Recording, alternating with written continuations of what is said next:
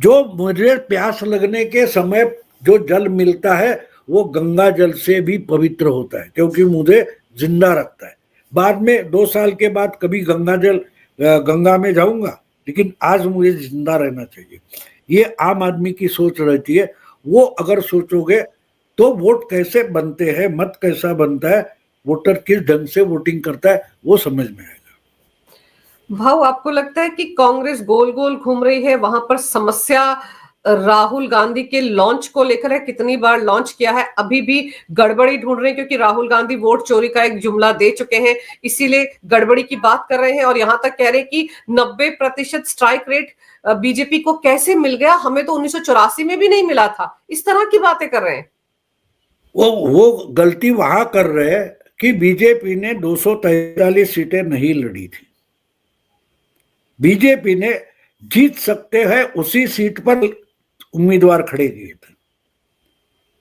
नीतीश ने जहां जीत सकते वहां सीट लड़ाई थी और दोनों ने मिलकर लड़ाई थी। तो इनके वोट उनको ट्रांसफर हो गए, उनके उनको ट्रांसफर हो गए।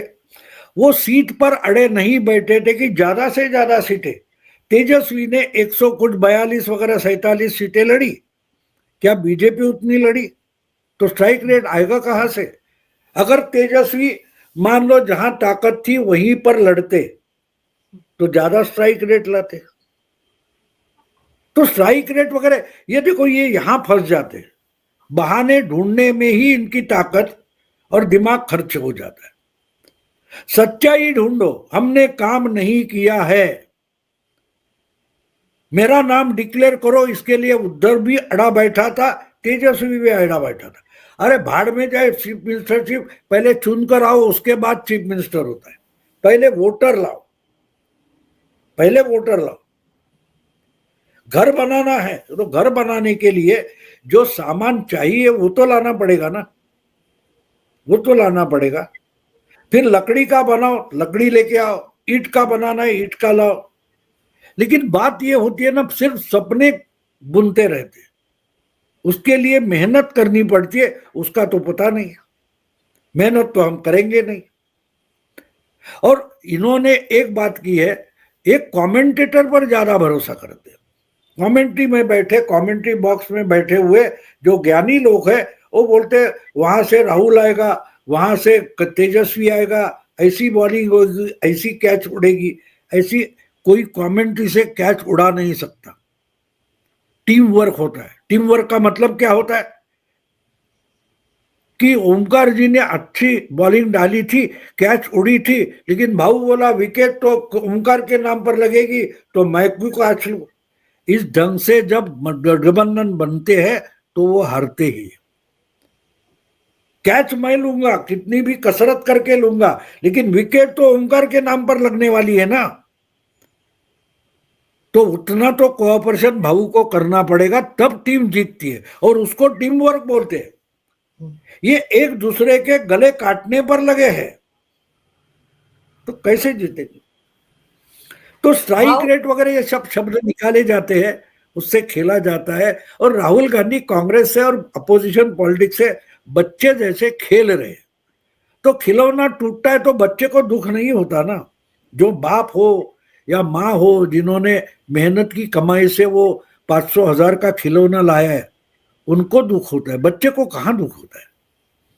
कांग्रेस राहुल गांधी ने बनाई नहीं है, और उसको अगर खिलौने के तरीके से आपने पेश किए तो मैं उसको भी दोष नहीं देता। मैं आज मेरी उम्र ये है, मुझे याद है जब मैं तीसरी या चौथी में था तो हमारे घर में जो रेडियो था, उस वक्त तो रेडियो भी घर में रहना बहुत महंगी चीज होती थी। तो वो रेडियो का बटन मेरे हाथ से टूट गया था। मेरे पिताजी ने इतना पीटा था कि आज भी मैं जो स्मार्टफोन वगैरह पैसे से खरीदता हूँ, कमाता हूँ, लेकिन वो भी वहां यहाँ हाथ लगाओ तो गड़बड़ हो जाएगी, इसका डर दिमाग में है। कमाकर मेरा है, मेरी मेहनत है, टूट जाए तो टूट जाए, मैं दूसरा ले लूंगा, ये आरोगेंस नहीं है। उस चीज की भी कोई इज्जत होती है।